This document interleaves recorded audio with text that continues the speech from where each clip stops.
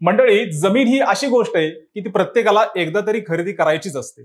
त्याचं कारण म्हणजे जमिनीमध्ये केलेली गुंतवणूक ही चांगली समजली जाते। आता भारत हा कृषीप्रधान देश असला तरी अनेक जणांकडे स्वतःची अशी शेती नाहीये।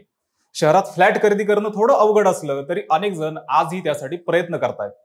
पण आता काळ जसा पुढे सरकतोय तसं फ्लॅट सोडून जमीन खरेदीकडे लोकांचा ओघ वाढतोय। मात्र जमीन खरेदी करत असताना काय काळजी घ्यावी याची अनेकांना माहिती नसते। यातच अनेक जण जमीन फ्लॅट खरेदी करत असताना फसवलेही जातात। यामुळे होणारं नुकसान असतंच, मात्र जमीन ही जाते हाही त्रास त्यात असतोच।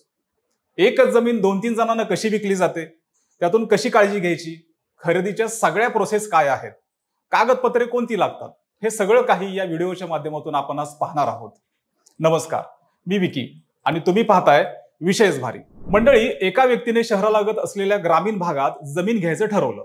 त्याला शेती नव्हती, म्हणून त्याने शेत जमीन घेत असताना तिथल्या लोकांशी संपर्क करून अर्धा व्यवहार पूर्ण केला आणि व्यवहार पक्का केला व पुढच्या काही दिवसात राहिलेली रक्कम देऊन कागदोपत्री असणारा राहिलेला व्यवहार पूर्ण करायचं ठरवलं। पण नंतर त्याला समजलं असं की जो व्यवहार करणार होते त्यांनी ती जमीन तिसऱ्याच व्यक्तीला विकलेली आहे। मंडळी, हे असं का झालं, यात काय काळजी घ्यायची हे आपण आता पाहूयात।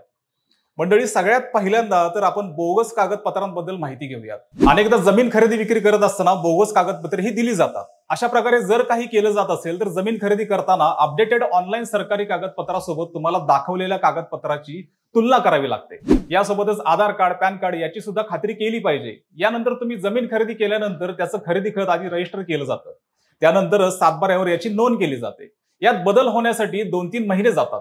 याच कालावधीत मूळ मालक दुसऱ्या ग्राहकाला रजिस्टर खरेदी खत वापरून पुन्हा जमीन विकू शकतो। त्यामुळे ही काळजी घेणं गरजेचं आहे। आणि हेच प्रकरण जर कोर्टात गेलं तर रजिस्टर खताची पहिली तारीख ज्याची असेल तोच त्या जमिनीचा नवा मालक ठरतो। म्हणजे नवं खरेदी खत हे लीगल ठरतं। यामुळे पुढच्या 2-4 व्यक्तींची फसवणूक होत राहते। मात्र यात आता नवीन ऑनलाईन पद्धतीने हा व्यवहार सर्व्हरशी इंटरलिंक करण्यात आलेला आहे।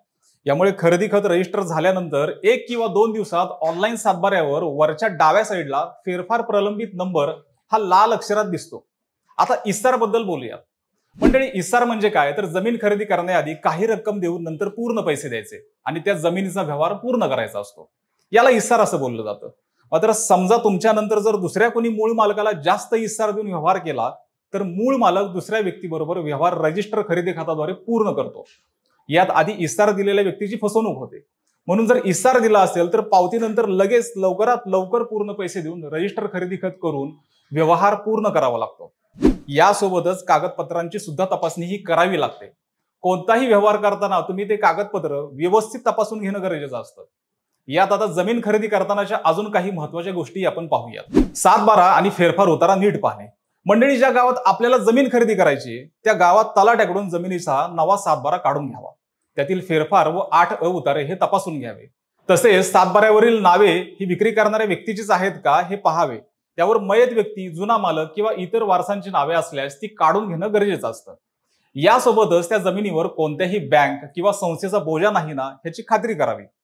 यासोबत शेत जमिनीच्या मधून महामार्ग, रस्ता वगैरे जात नाही ना याची खात्री करावी किंवा त्याची उतार्यावर नोंद आहे का हे पण आपण चेक करून घेणं गरजेचं आहे। यानंतर गहाण जमिनीच्या विक्रीचा मुद्दाही येतो। याच्यात मूळ मालकाने समजा जमीन गहाण ठेवली आणि कर्ज काढलं, पण त्यानं ते कर्ज सातबाऱ्यावर नोंद न होण्याआधीच जमीन विकली तर त्या ग्राहकाची फसवणूक होते। यासाठी जमीन मालकाची आधी चौकशी करावी। वाटल्यास बँकेत जाऊन ही चौकशी करावी, म्हणजे ग्राहकाचे नुकसान होणार नाही। या पुढचा मुद्दा आहे तो भूधारणा पद्धत तपासून घेण्याचा। मंडळी, एकदा का सातबारा उतारा तुमच्या हातात आला की तो कोणत्या भूधारणा पद्धती अंतर्गत येतोय हे सुद्धा पाहावं। जर सातबाऱ्यावर भोगवटादार वर्ग 1 पद्धत असेल तर ज्याचे हस्तांतरण करण्यावर शासनाचा निर्बंध नसतो। शेतकरीच या जमिनीचा मालक असतो, म्हणजे ही जमीन विक्री करणाऱ्याच्या मालकीची असून ती खरेदी करताना अडचण येत नाही हा त्याचा अर्थ होतो। पण समजा सातबाऱ्यावर भोगवटादार वर्ग 2 असं नमूद केलं असेल तर त्या जमिनीचं हस्तांतरण करण्यासाठी शासनाचे निर्बंध आहेत। सरकारी अधिकाऱ्यांच्या परमिशन शिवाय या जमिनी हातात दिल्या जात नाहीत। यात देवस्थान जमिनी, इनाम जमिनी, भूमिहीन शेतकऱ्यांना वाटप केलेल्या जमिनी व बाकी प्रकारच्या जमिनींचा यात समावेश होतो। आणि जर सातबाऱ्यावर भोगवटादार वर्ग 2 असेल तर अधिकाऱ्याची परमिशन घेऊनच ती जमीन खरेदी करावी। यात पुन्हा काही लीजवर दिलेल्या जमिनीही यात येतात। या जमिनी 10, 30, 50, 99 वर्षांसाठी भाडे तत्वावर दिल्या जातात। यासोबतच जमिनीच्या गटाचा नकाशा पाहणं ही फार गरजेचं असतं। यामुळे एक तर आपल्याला जमिनीची हद्द कळते आणि चतुसीमा सुद्धा कळते। सोबत आपल्या बाजूला कोणते गट नंबर आहेत हे सुद्धा कळतं. तसेच पुढे जमीन खरेदी करताना तिथे शेतरस्ता आहे का की नाही हे सुद्धा पाहावं. जर समजा जमीन बिनशेतीची असेल तर जमिनीपर्यंतचा रस्ता नकाशापर्यंत दाखवलेला असतो, किंवा जमीन बिनशेतीची नसेल तर आणि रस्ता खाजगी असला तर रस्त्यासाठी दाखवलेली जमीन व संबंधित मालकाची हरकत नसल्याची खात्री करून घ्यावी. यासोबतच तालुक्यातील दुय्यम निबंध कार्यालयात आवश्यक त्या कागदपत्रांची पूर्तता करून शुल्क भरून ते खरेदी खत करावे. आणि मंडळी, सरकार जमिनीच्या बाबतीत ठराविक कालावधीनंतर त्या नियमांमध्ये काही बदलही करत असतं. त्याच्यामुळे तुम्ही ऑनलाईन पद्धतीद्वारे किंवा ऑफिसमध्ये जाऊन या संदर्भातली माहिती सुद्धा आपण घेऊ शकता. तर मंडळी, याबद्दल तुम्हाला काय वाटतं? तुमच्या मते जमीन खरेदी करत असताना अजून काय काय पाहावं? तुमची मतं आम्हाला कमेंट करून नक्की सांगा. सोबतच आपल्या विशेष भारी चॅनलला सबस्क्राईब करायला विसरू नका. आणि हा व्हिडिओ तुम्ही फेसबुकवर पाहत असाल तर विशेष भारी FB या फेसबुक पेजला देखील फॉलो करायला विसरू नका. धन्यवाद.